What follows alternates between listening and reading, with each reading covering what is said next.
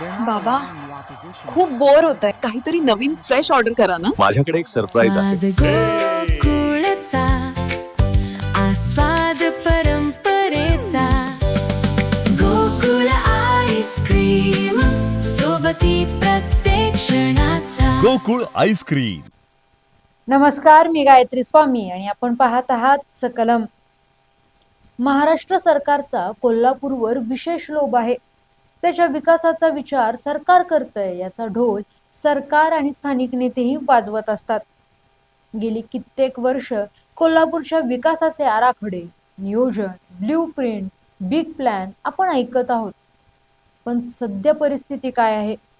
सगळीकडे कचऱ्याचे ढिगारे, डबऱ्यातला रस्ता, तुंबलेल्या गटारी, अंधारी रस्ते, ट्रॅफिक जाम आणि सध्या एक दिवसाआड पाणी पुरवठा. ही प्रशासनाच्या ढिसाळ कारभाराची, नेत्यांच्या खुशाल डोळे झाकपणाची लक्षणे जिकडे तिकडे पाहायला मिळतील. हे रोजचीच आखोदेखी चित्र असलं तरी आपण आकडेवारीतूनच हे समजून घेऊयात. नुकतंच महाराष्ट्र राज्यात 2,58,657 कोटींची खाजगी गुंतवणूक आल्याची घोषणा सरकारने केली आहे. यात लाभार्थी 12 जिल्ह्यांपैकी गडचिरोली जिल्ह्यात 1,01,987 कोटी रुपये दिले गेले. पालघर आणि रायगड जिल्ह्याला मिळून 48,800 कोटी रुपये दिले. छत्रपती संभाजीनगर जिल्ह्याला 29,015 कोटी रुपये, नागपूर जिल्ह्याला 24,180 कोटी रुपये, रायगड जिल्ह्याला 17,489 कोटी रुपये, अहिल्यानगर आणि धाराशिव जिल्ह्याला मिळून 15,430 कोटी रुपये, भंडारा जिल्ह्याला 10,000 कोटी तर चंद्रपूर जिल्ह्याला 256 कोटी रुपये दिले गेले. लाभार्थी 12 जिल्ह्यांपैकी एकही रुपयाची गुंतवणूक कोल्हापूर जिल्ह्यात आली नाही. या आकडेवारीवरूनच आपल्या लक्षात येईल, खासगी व परकीय गुंतवणूकदारांनी कोल्हापूर जिल्ह्याकडे सपशेल पाड दाखवली आहे. तरी इथले नेते कोल्हापूरच्या होत नसलेल्या विकासाचा गवगवा करण्यातच मशगूल असल्याचे दिसते.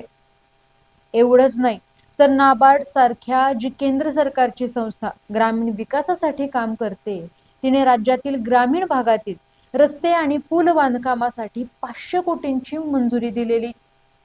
यापैकी 150 कोटी रुपयांचा निधी साताऱ्याने स्वतःच्या पदरात पाडून घेतला, तर कोल्हापूरच्या हाती फक्त अंदाजे 26 कोटी रुपये टेकवण्यात आले. मग आपले स्थानिक नेते विकासाचे प्रचारक नेमका कशाचा आणि कोणाचा विकास करतायत हा प्रश्न उरतो. कोल्हापूरचे रस्ते डबऱ्यात असताना, 2 महिन्यांवर पावसाळा असताना आपल्याकडील किती रस्त्यांची डागडुजी व नवी कामे करण्यात येत आहेत, आणि रस्ते पुलांसाठी मिळून ज्या 26 कोटी रुपयाच्या निधीत काय होणार आहे? आणि या प्रश्नांवर सगळेच डिम्म आहेत.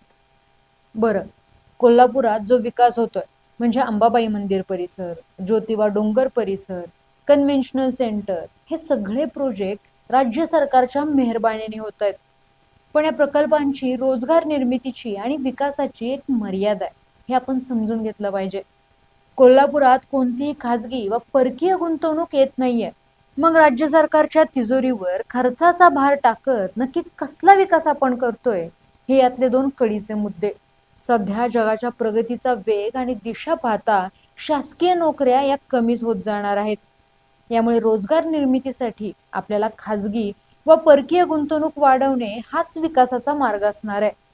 पण या आकडेवारीवरून आणि सरकारी आश्वासनांच्या फुग्यावरून सरकारचं आणि स्थानिक नेत्यांचं कोल्हापूरकडे दुर्लक्ष होतंय हे स्पष्ट आहे.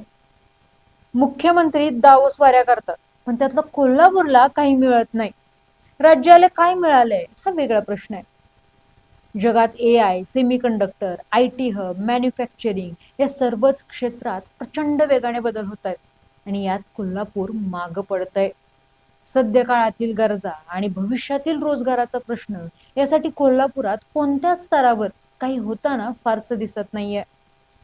त्यात आपणही कोल्हापुरी जगात भारी, गोकुळ सहकार संस्थांच्या पलीकडे काही पाहत नाहीये. सकाळी सायंकाळी चाय पे चर्चेवर राजकीय चर्चा रंगवल्या, चहाचे 4 घुटके रिचवायचे आणि मग राज्याच्या तिजोरीतून उभे राहिलेल्या फक्त 2-3 प्रोजेक्टच्या माध्यमातून स्थानिक नेत्यांनी रंगवलेल्या विकासाच्या चित्रात गुंगून जायचं. भविष्यातील इकॉनॉमीचा विचार करता तुमच्या मुलांच्या भविष्यासाठी सध्या तरी कोल्हापुरात काही घडत नाहीये. राज्यात दरडोई उत्पन्नात टॉप 10 जिल्ह्यांपैकी कोल्हापूर 10व्या नंबरला असूनही कोल्हापूरची विकासाची बस मिस का होते? याचं कारण आहे राजकीय व प्रशासनाची उदासीनता. ही आकडेवारी आपल्याला हेच सांगते. कोल्हापूरच्या विकासाचे फुलोरे व्यासपीठावरून उधळणारे नेते सध्या परिस्थितीकडे गांभीर्याने पाहणार काय?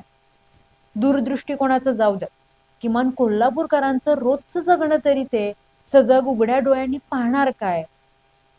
आणि आता तरी राजकीय नेते आत्मपरीक्षण करणार काय?